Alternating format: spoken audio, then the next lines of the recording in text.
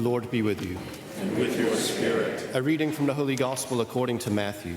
Glory to you, Lord.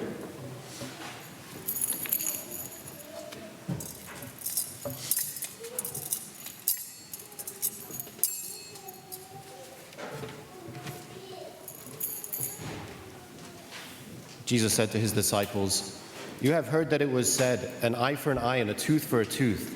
But I say to you, offer no resistance to one who is evil. When someone strikes you on your right cheek, turn the other one as well. If anyone wants to go to law with you over your tunic, hand over your cloak as well. Should anyone press you into service for 1 mile, go for 2 miles. Give to the one who asks of you, and do not turn your back on one who wants to borrow. You have heard that it was said, you shall love your neighbor and hate your enemy. But I say to you, love your enemies and pray for those who persecute you, that you may be children of your heavenly Father. For he makes his sun rise on the bad and the good, and causes rain to fall on the just and the unjust. For if you love those who love you, what recompense will you have? Do not the tax collectors do the same? And if you greet your brothers only, what is unusual about that? Do not the pagans do the same? So be perfect, just as your heavenly Father is perfect." The Gospel of the Lord. Praise to you, Lord Jesus Christ.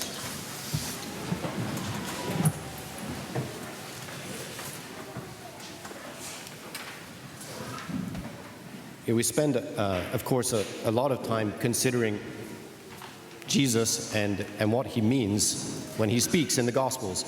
And very often he's using picture language, he's using parables, and the meaning of what he offers is not altogether clear, and it needs a good bit of work, in order to understand or interpret what he's offering.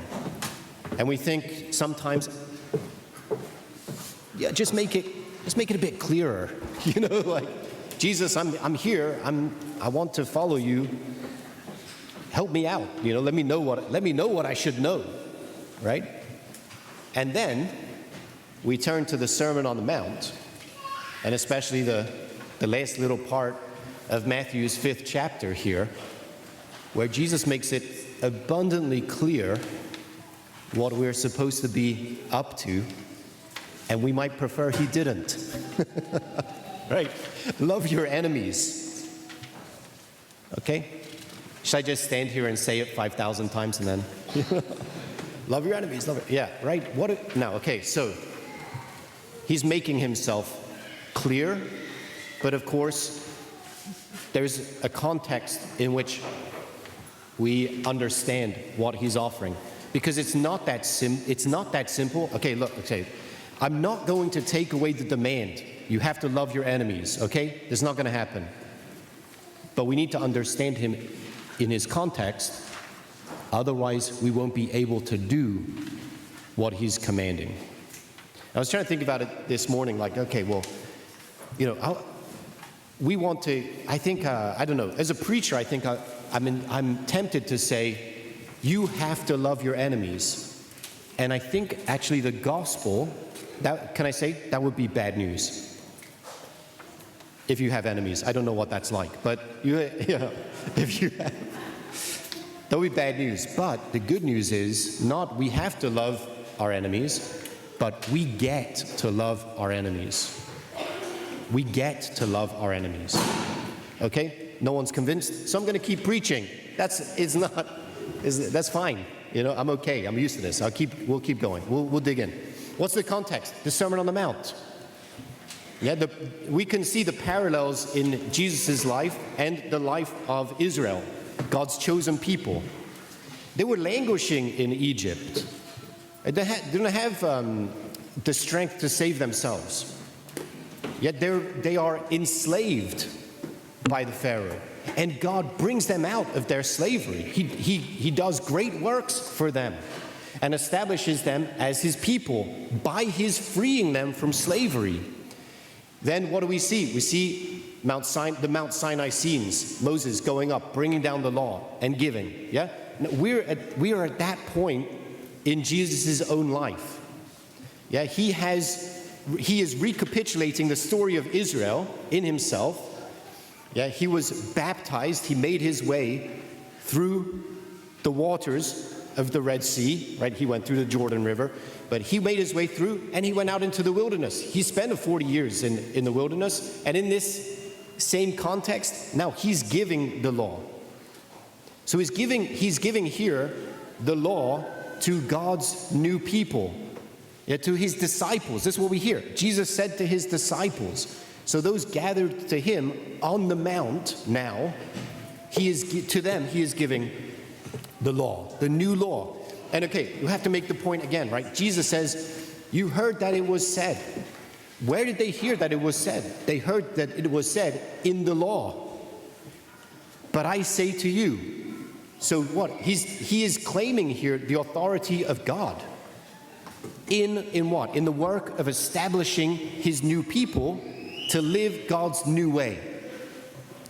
This is the mission statement stuff, right? So here at the relative beginning, that the scream should have come after. At the relative beginning of the homily, I have to ask, what is your life about? What is your life about? What's the point?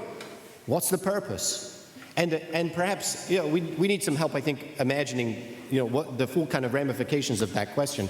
What would a successful life look like? Right? We come to the end of our days. Will we say that we were successful? And what will it mean that we will claim success for ourselves? Yeah, so what is your life about? Why do I offer it towards the relative beginning of the homily? Is because this is the kind of work that Jesus is doing with his disciples. He is calling these people to himself to be God's renewed people, set about the task of restoring his world, restoring God's world. Right? So God's world has fallen into idolatry and then injustice. Things are not, quote unquote, as they should be. And God has a plan to bring the world back online and have people live out lives of holiness and justice in his kingdom. Jesus is doing it now in himself and in people, and in and through the people that he's gathered to himself. He's making them capable of living that life of holiness and justice to advance the frontier of the kingdom of God, right? To push on through, to get into all the places where injustice reigns and to bring justice, to get into all the places where love is not and to bring love. But this is instruction and exhortation and the like for Jesus's renewed people, the renewed people of God. So they are about that task. What are they doing? They're bringing the kingdom of God to bear. That's the task. They've been called to it. And just like us, we who have been called to it, they are broken people who don't have in themselves the strength to live that way. Don't have it. And the only reason why Jesus can command it is because now that he's on the scene, the people gathered to himself have in him strength to go his way, to live the way of God, to live a way that reflects God's own life of love. Okay, so this is mission statement stuff, right? And in that land where we're saying, okay, we have been called to the task, and we are giving ourselves over to the task of building God's kingdom on earth as it is in heaven. Right now, we have to hear with special attention what Jesus is saying and doing. Remember, I've offered, and I don't know if I've offered ad nauseum. I haven't actually seen, as I've said it, I haven't seen people feel physically sick in front of me. So I want to repeat ad nauseum. Right? The idea that the whole of Christian living is persevering in the life of great and costly love that we have been called to. Living, which part did I miss? Anyone? See, I haven't done it ad nauseum. It's not in hasn't gone down deep yet, yeah? I didn't say by faith. I left out like the most important thing, right? We have to persevere by faith in the life of great and costly love that we've been called to. Yeah? That's our mission. That's your mission as a follower of Jesus. Persevering by faith in Jesus, trusting and following him, persevering by faith in the life of great and costly love we've been called to. I know, right? I haven't really touched the passage yet. It's long. It's going to be long, okay? I know.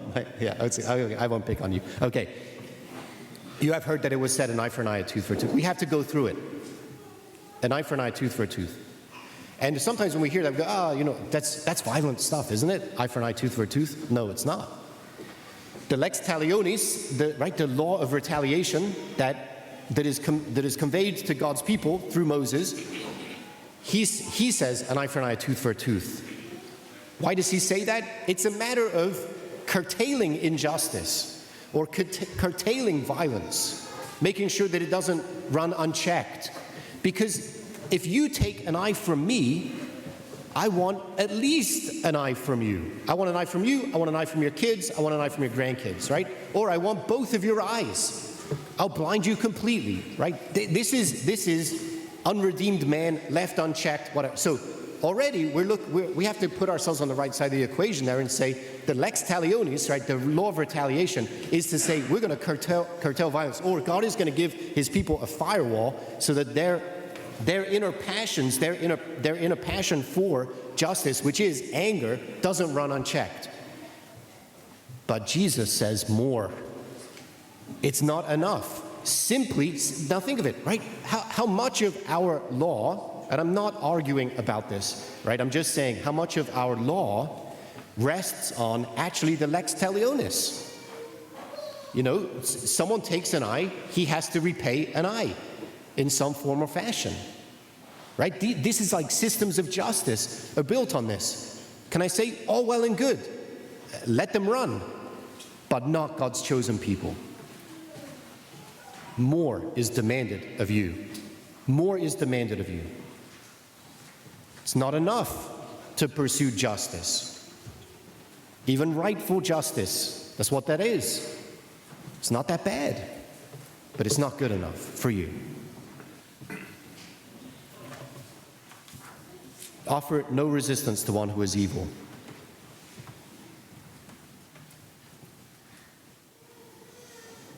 Can you do it? Yeah, no, I don't think you can do it. I mean, this is, suck the air out of the room. Did Jesus do it? Now, he goes the way of self-giving love. Again, right? So, this is mission statement stuff. We're persevering by faith in a life of great and costly love we've been called to. We can't do it of our own strength. But this is what it is in practical detail. Let me offer a word, okay? You might now be thinking of someone with whom you have recurring issues, and we might say something like, you're in an abusive relationship. Yeah? I'm not looking at anyone, okay, when I say this stuff. But let me offer this, okay? If you're in this position,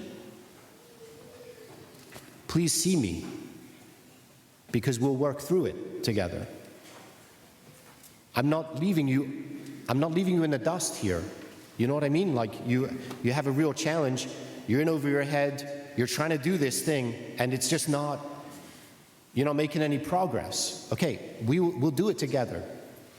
Yeah? So I'm not here sanctioning abusive relationships. But I realize that I'm potentially giving fodder to people who are abusers when I say that. Oh, you should love me. Yeah? Doesn't your faith say that you should love me? If that even echoes in your head, please come and see me, okay? We will work through it together. Jesus is going to show us now why this is not the case. But I want you to know that I'm not leaving you in the dust, and we're not leaving you behind. We are called to this way of life, but sometimes we need very specific application, do you know? Or we'll go really far astray. Okay, so here, Jesus.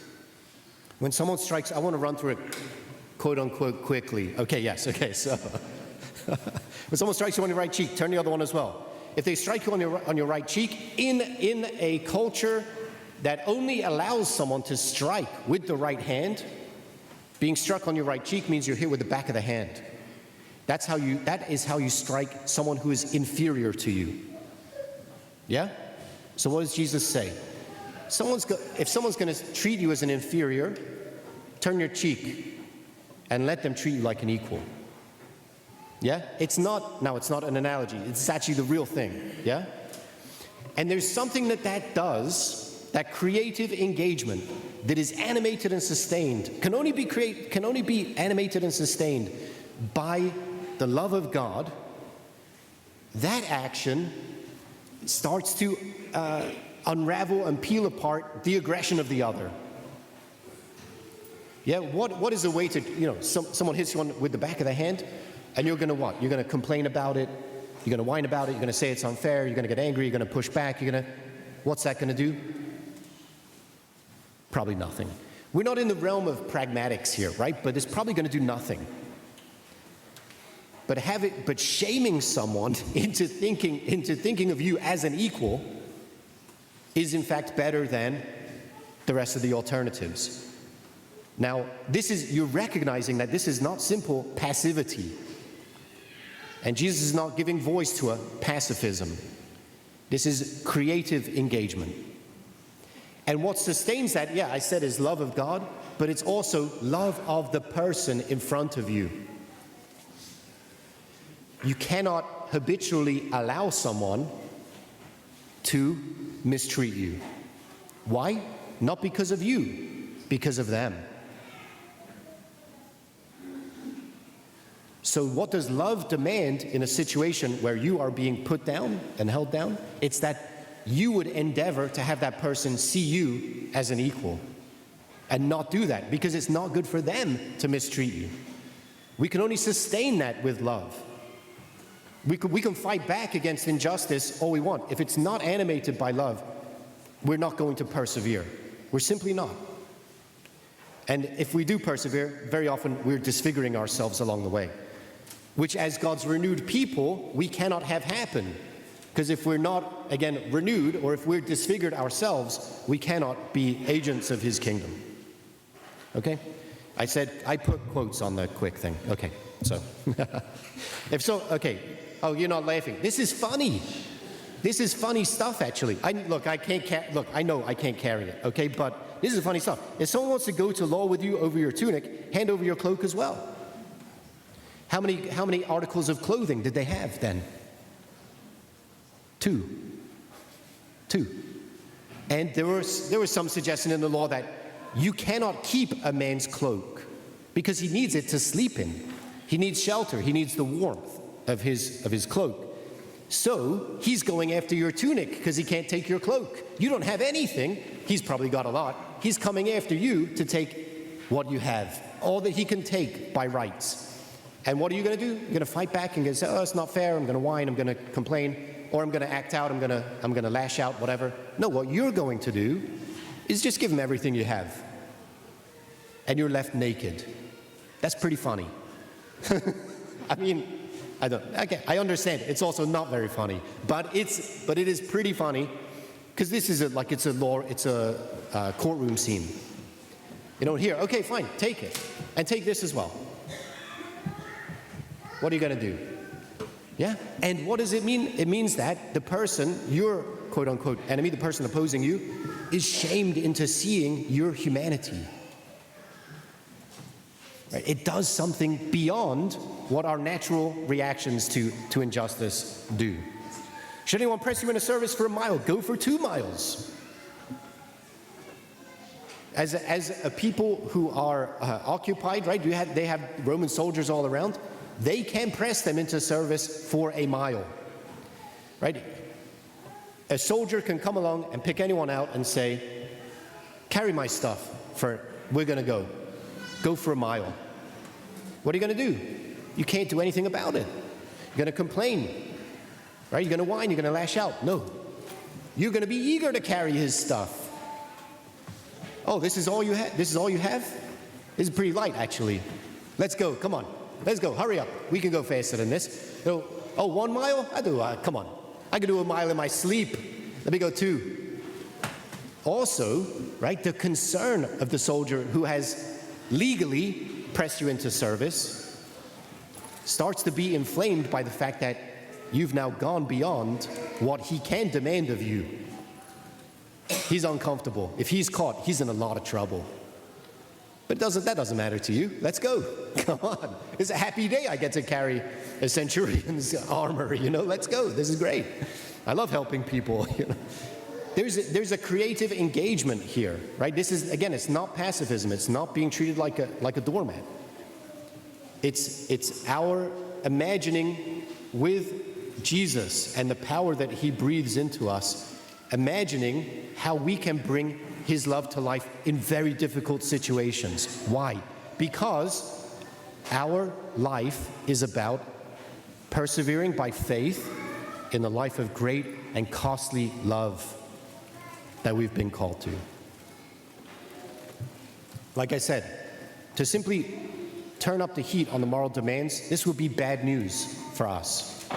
But it's not good news, but it's not bad news, it's good news.